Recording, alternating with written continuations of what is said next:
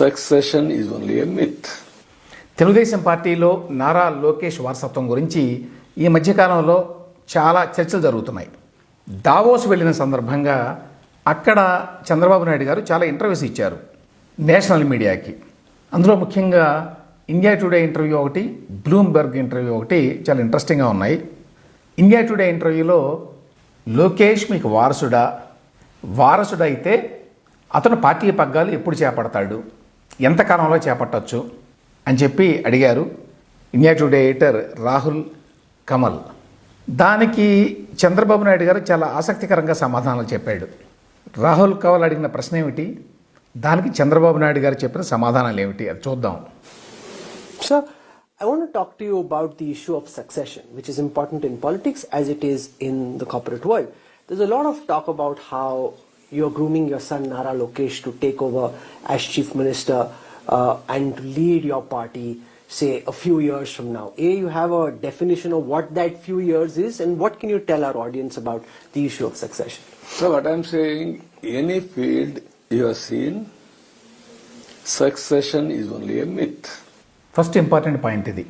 మీరు ఏ రంగంలో చూసినా కూడా సక్సెషన్ అనేది, వారసత్వం అనేది ఒక మిత్, ఒక భ్రమ. అంటే వారసత్వం అనేది ఉండదు అనేది చంద్రబాబు నాయుడు గారి అభిప్రాయం. దాన్నే మరికొంత వివరించాడు ఆయన, అది కూడా విన్నాం. In business, in film industry, even in family, even in politics,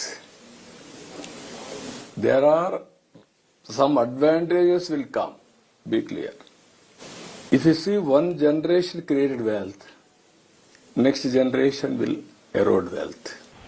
రెండు ఇంపార్టెంట్ పాయింట్లు చెప్పాడండి ఇక్కడ చంద్రబాబు నాయుడు గారు. ఏ రంగంలో అయినా కావచ్చు, ఫిల్మ్ ఇండస్ట్రీ కావచ్చు, బిజినెస్ కావచ్చు, పాలిటిక్స్ కావచ్చు, అందులో వారసత్వం అనేది సహజంగా వచ్చేది కాదు అనేది ఒక పాయింట్. రెండవది, ఎంత డబ్బు సంపాదించినా కూడా ఒక తరంలో తర్వాతి తరానికి వచ్చేసరికి అదంతా కరిగిపోతుంది. ఇది చాలామంది చెప్పే మాటే. ఎంత సంపాదించినా కూడా 2-3 తరాల తర్వాత ఆ వెల్త్ అంతా ఉండదు అని చెప్పి అదే మాట చెప్తున్నాడు. అంటే అర్థం ఏంటి, రాజకీయాల్లో కూడా మీరు బోల్డ్ అంత పొలిటికల్ క్యాపిటల్ సంపాదించవచ్చు, కానీ అది మీ వారసుడికి అట్లాగేనే ఇవ్వచ్చు అని చెప్పి అనుకోవటం కరెక్ట్ కాదు అనేది చంద్రబాబు నాయుడు గారు చెప్తున్న మాట. Parties also, strong parties have become irrelevant. You have seen in India. You go through, review all these things. So, ఇది కూడా కరెక్టే. చాలా పార్టీలు కనుమరుగైపోయినాయి. ఒకప్పుడు చాలా పవర్ఫుల్ అనుకున్న పార్టీలు ఇప్పుడు అంత పవర్ఫుల్గా లేవు. ఎందుకంటే వారసత్వం అనేది ఆటోమేటిక్గా పనిచేయదు కాబట్టి.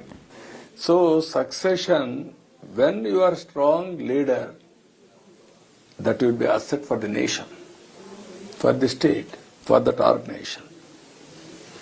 So I don't believe all these things, but advantages will be there because of ecosystem. ఇది అంతకుముందు కూడా చెప్పాడు, ఈ పాయింట్ కూడా కరెక్ట్. కొన్ని అడ్వాంటేజెస్ ఉంటాయి, కొంత ఎడ్జ్ ఉంటుంది వారసత్వానికి సంబంధించి. అది బిజినెస్ అయినా, ఫిల్మ్ ఇండస్ట్రీ అయినా, పాలిటిక్స్ అయినా కూడా. పాలిటిక్స్లో ఫర్ ఎగ్జాంపుల్ తెలుగుదేశం పార్టీని తీసుకుంటే ఆ పార్టీలో నారా లోకేష్కి ఉన్నన్ని అవకాశాలు వేరే వాళ్ళకు ఉండవు. ఎందుకంటే ఆయన చంద్రబాబు నాయుడు గారి కొడుకు కాబట్టి. అందులో ఎటువంటి సందేహం లేదు. బిజినెస్లో అంతే, ఈవెన్ ఫిల్మ్ ఇండస్ట్రీలో కూడా చూస్తున్నాం. ఆ ఇనీషియల్ అడ్వాంటేజ్ అయితే తప్పకుండా ఆ వారసులకు ఉంటుంది. అయితే తర్వాత దాన్ని నిలబెట్టుకునేటువంటి బాధ్యత వాళ్ళదే. ఎన్టీఆర్ తర్వాత చంద్రబాబు నాయుడు వచ్చాడు తెలుగుదేశం పార్టీ నాయకత్వంలోకి. ఆయన నాయకత్వ ప్రతిభతోటి అక్కడ నిలబడ్డాడు, తెలుగుదేశం పార్టీని నిలబెట్టగలిగాడు. కానీ ఎన్టీ రామారావు గారి పేరు చెప్పుకుంటే మాత్రమే ఆ పార్టీ సర్వైవ్ కాలేదు. 4 దశాబ్దాల తర్వాత కూడా ఇంకా సర్వైవ్ అయిందంటే అది చంద్రబాబు నాయుడి నాయకత్వ పటిమ కారణం అని చెప్పుకోవాలి.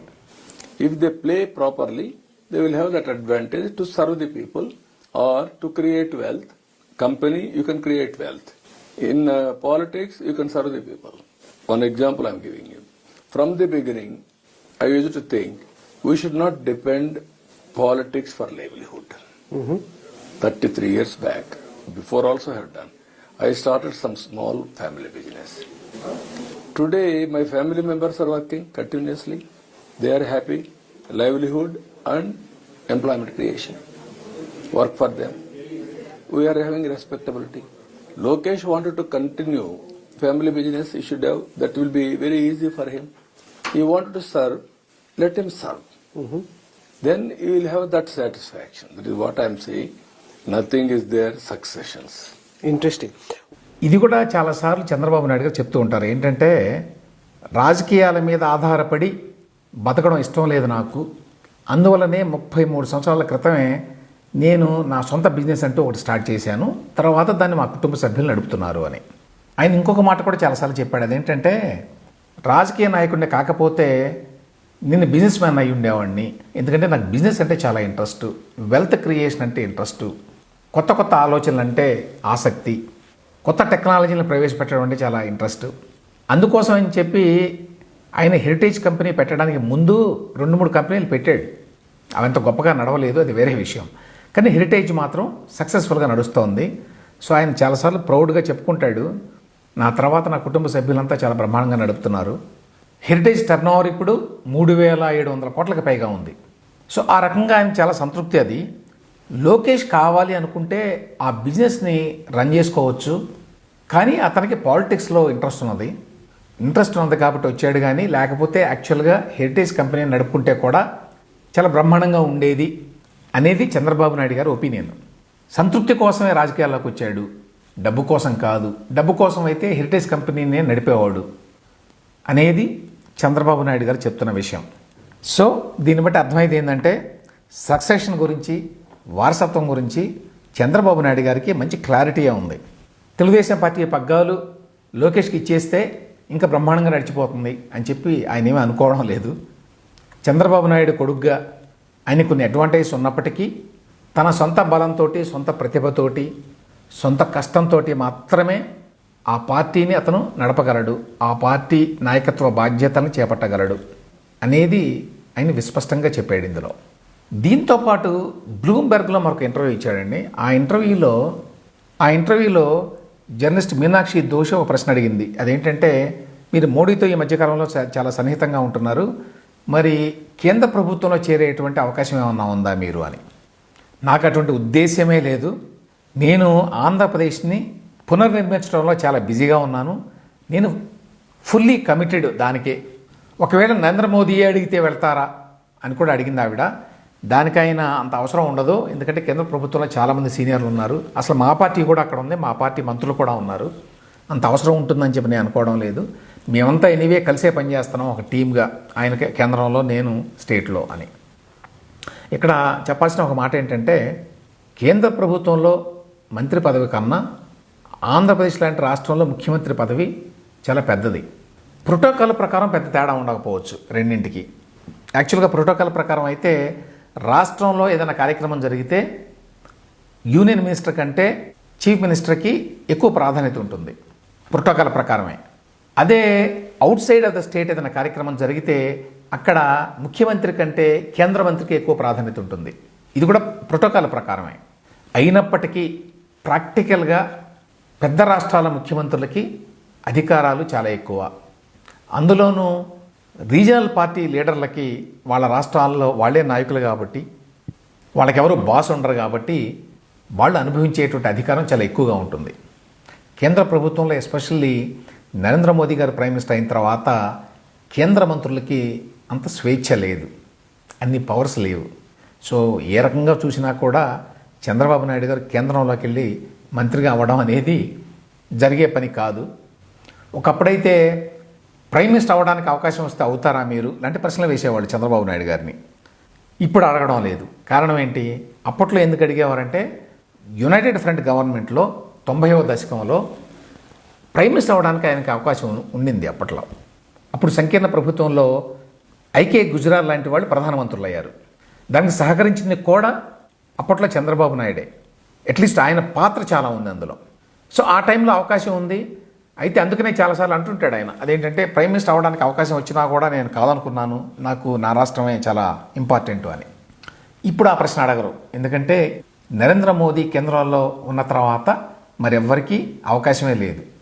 అందువల్ల బహుశా ఆ విలేకరు కూడా అటువంటి ప్రశ్న అడగలేదు. మళ్ళీ జగన్మోహన్ రెడ్డి అధికారంలోకి వస్తే ఏంటి అనేటువంటి ప్రశ్న కూడా వేశారు. దానికి చంద్రబాబు నాయుడు గారి సమాధానం ఏంటంటే, ఎవరైనా ప్రజలను ఒకేసారి మోసం చేయగలరు, ఎప్పుడూ కాదు అని అన్నాడు. కానీ రాజకీయాల్లో అది వాస్తవమేనా అని చెప్పి ప్రశ్నించుకోవాలి. ఎందుకంటే జగన్మోహన్ రెడ్డికి 39 to 40% ఓటింగ్ వచ్చింది మొన్న కూడా, ఘోరంగా ఓడిపోయిన తర్వాత కూడా. కాబట్టి జగన్మోహన్ రెడ్డిని కానీ ఆయన పార్టీని కానీ అంత తేలిగ్గా తీసేయటం కరెక్ట్ కాదు. ఇక ప్రజలను మోసం చేయటం అనేది చాలా రిలేటివ్. అది ప్రజలను మోసం చేశారు అనేది టీడీపీ అభిప్రాయం కావచ్చు, మొన్నటి ఎన్నికల వరకు చాలామంది మెజారిటీ ప్రజల అభిప్రాయం కూడా కావచ్చు. కానీ కలకాలం అదే అభిప్రాయం ఉంటుందని కూడా చెప్పలేం. ఇక చివరిగా మరొక ఇంట్రెస్టింగ్ ప్రశ్న ఏమిటంటే అదానీ విద్యుత్ కాంట్రాక్టుల గురించి.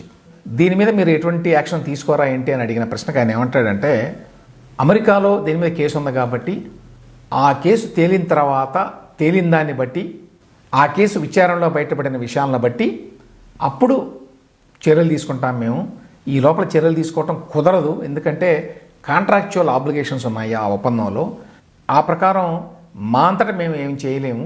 ఒకవేళ అమెరికా కోర్టులో ఏమైనా ఉల్లంఘనలు జరిగినట్టుగా బయటపడితే అప్పుడు యాక్షన్ తీసుకోవడానికి వీలవుతుంది మాకు అని చెప్పి అన్నాడు.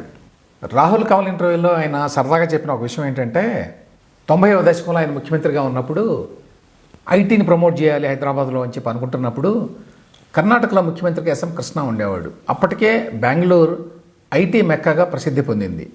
ఆ టైంలో హైదరాబాద్లో ఐటీకి సంబంధించి ఎటువంటి ఇన్ఫ్రాస్ట్రక్చరు లేదు.